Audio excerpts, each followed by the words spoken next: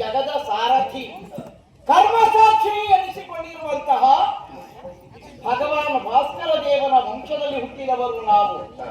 ಸೂರ್ಯವಂಶ ಸಂಜಾತರಾಗಿರುವಂತಹ ಅದೆಷ್ಟೋ ಅರಸು ಮಕ್ಕಳು ತಮ್ಮ ಜೀವಿತಾವಧಿಯಲ್ಲಿ ಪರಿಶ್ರಮವನ್ನು ಪಡುವುದರ ಮೂಲಕ ಅಂಬುದಿ ವ್ರತ ಪರ್ಯಂತ ಪರ್ಯಾಪ್ತವಾಗಿರುವಂತಹ ಸಮಸ್ತ ಸಾಕೇತದ ಆಳ್ವಿಕೆಯನ್ನು ವಿಸ್ತರಿಸಿದವರಿದ್ದಾರೆ, ಪ್ರಭುತ್ವವನ್ನು ಸ್ಥಾಪಿಸಿದವರಿದ್ದಾರೆ.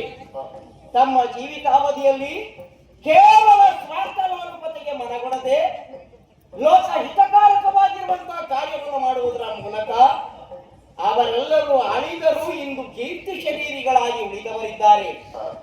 ಅದೇ ವಂಶದಲ್ಲಿ ಉದ್ಭವಕ್ಕೆ ಹೊಂದಿರುವಂತಹ ನಾನು ದೀಪಸುತ್ತವಾಗಿರುವಂತಹ ಈ ಭಗೀರಥನು ಸಹ ಜನತೆಗೆ ಕೊಡುಗೆಯನ್ನು ಕೊಡಬೇಕು ಎನ್ನುವ ಸದಿಚ್ಛೆಯನ್ನು ಹೊಂದಿದವನು ಸತ್ಯವೇ.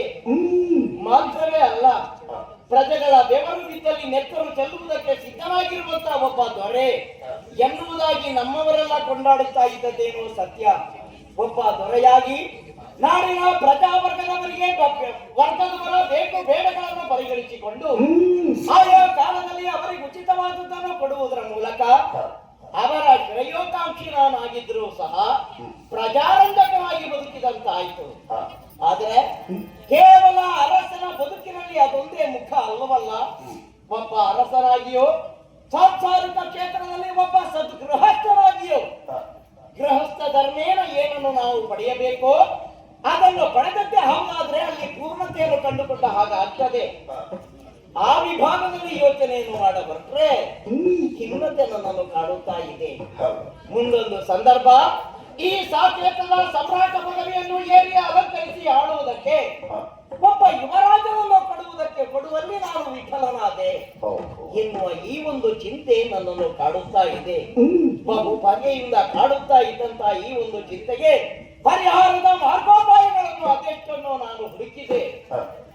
ಯಾವ ವಿಧದಿಂದಲೂ ಸಾಫಲ್ಯವನ್ನು ಕಂಡುಕೊಳ್ಳುವುದಕ್ಕೆ ಇದು ತನಕ ಸಾಧ್ಯವಾಗದೆ ಹೋಯಿತು. ಆದರೂ ಸಹ ಒಬ್ಬ ಪ್ರಜಾರಂಜಕನಾಗಿ ನಾನು ಬದುಕುತ್ತಾ ಇದ್ದೇನೆ ಎನ್ನುವಂತ ಸಮಾಧಾನ ಚಿತ್ತದಿಂದ ನಾನು ಉಳಿದೆ. ಓಲಗಸ್ತನಾಗಿದ್ದಂತಹ ಸಂದರ್ಭ ನಮ್ಮವರಾಗಿರುವಂತಹ ಪ್ರಜಾವರ್ಗದವರ ಸುಖ ದುಃಖಗಳಿಗೆ ಸ್ಪಂದಿಸುವ ದೊರೆಯಾಗಿ ಅದೆಲ್ಲವನ್ನು ಕೇಳಿ ವಿಭಾಗಿಸಿಕೊಂಡ ಹಾಗಾಯಿತು. ಅವರಿಗೆ ಸರಿಯಾದ ಪರಿಹಾರವನ್ನು ನೀಡಿದ ಹಾಗಾಯಿತು. ಅರಸನಾಗಿ ನಾನು ಕಲಿತ ಸಮಯದಲ್ಲಿ ವಿಶ್ರಾಂತಿಯನ್ನು ಪಡೆಯಬೇಕಾದದ್ದು ಸರಿಯಲ್ವೇ? ಅದಕ್ಕಾಗಿ ಇಂದಿನ ಸಭಾ ವಿಸರ್ಜನೆ ಮಾಡಿದ ಹಾಗಾಗಿದೆ. ಒಂದಷ್ಟು ವಿಶ್ರಾಂತಿಗಾಗಿ ಮರಳುತ್ತೇನೆ.